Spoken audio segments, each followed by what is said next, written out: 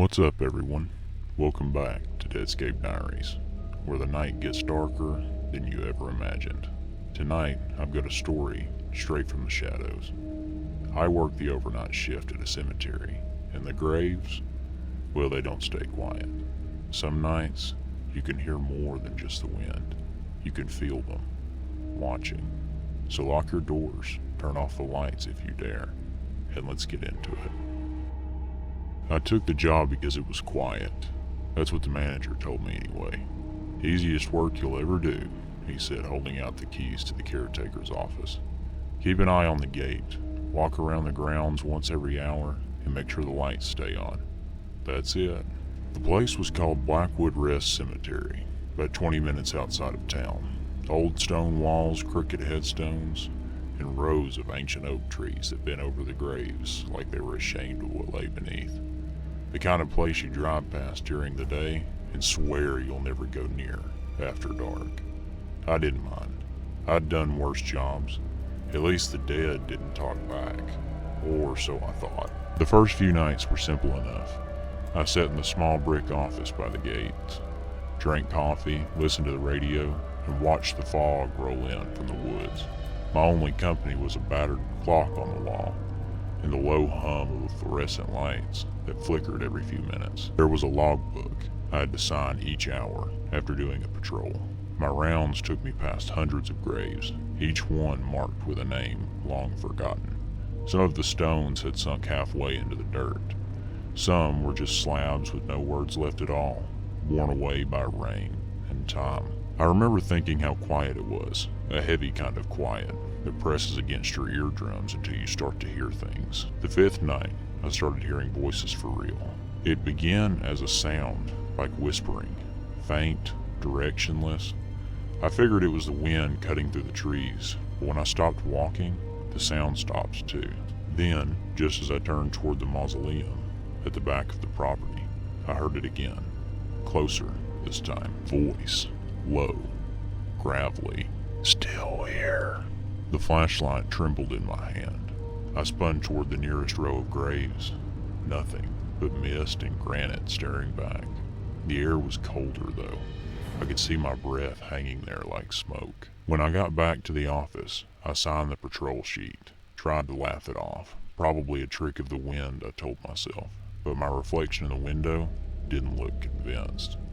That was the first night I locked the office door.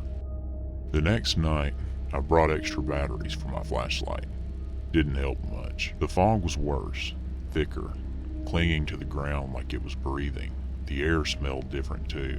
Not just damp earth anymore. It was sweeter, like flowers that had been dead too long. My shift started at midnight. By 1:30, I'd already started hearing them again. The whispers. Only this time, they weren't scattered. They came from a direction, the far end of the cemetery, past the row where the old graves sat half sunken in the mud. I told myself I'd check it once, mark it down in the log, and go back to the office. But the closer I got, the louder it became. It wasn't one voice anymore. It was dozens, layered over each other, like a crowd murmuring behind a wall. I swept the flashlight across the graves, and that's when I saw it.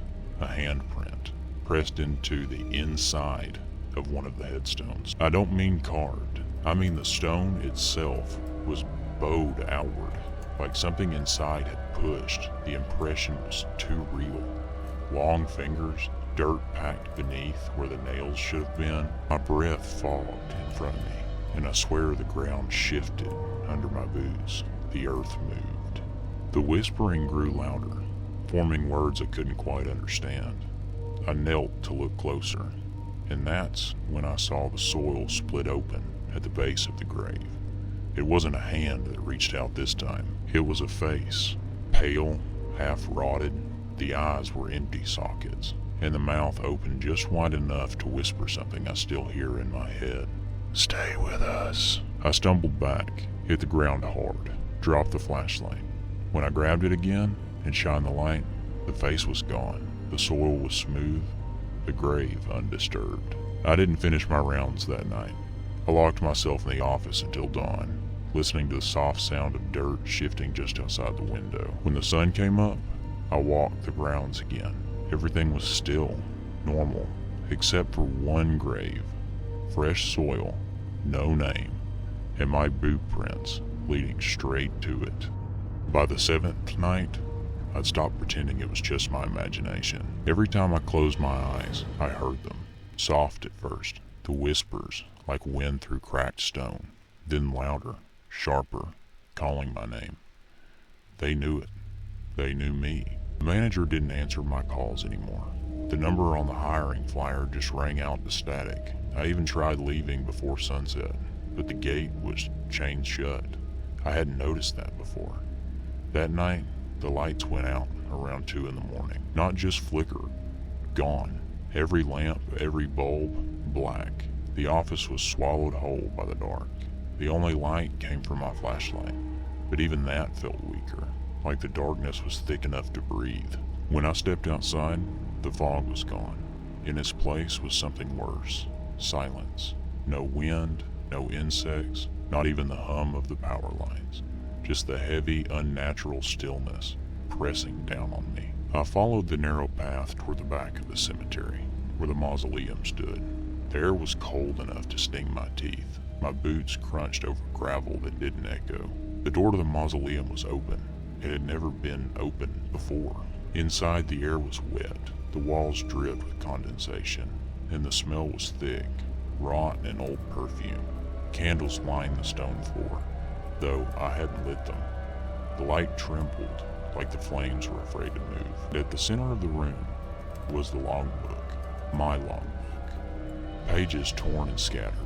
Each one had a date, a time, and then, in my handwriting, a name. Hundreds of them. Names of the dead, and beneath each name, one word, written in red. Watching. Whispers came again, closer now, like they were crawling down the walls. Stay with us. The candles flared. The door slammed shut. The ground shuddered beneath me. I fell against the altar and felt something grab my ankle. Cold, slick fingers curling around my leg. The graves outside were waking up. I could hear them. The soil shifting, bones creaking, the air filling with that awful wet sound of something dragging itself through the dirt. I ran, but the gate was gone. The road beyond it, gone. Just rows of graves stretching into the darkness. And between them, figures, hundreds of them. Pale faces, eyeless, standing still as headstones. They weren't reaching for me. They were waiting. Then I heard the voice again, the same one from the first night, right behind me. You signed the book. I looked down. The logbook was in my hand, open to a blank page, my pen already pressed against it. I don't remember writing my name. I just remember the dirt beneath my feet shifting, soft, welcoming. Now, when the new guard walks the grounds, I watch from beneath the soil, and when he hears the whispers, I hope he listens, because the job never ends. It just changes who's holding the flashlight. And that's it, at least for tonight. If this story gave you chills or made your hair stand on end, make sure you hit that like and subscribe button to Deadscape Diaries. There's always more lurking in the dark, waiting for you. Until next time, keep your eyes open, because the graves never really stay quiet.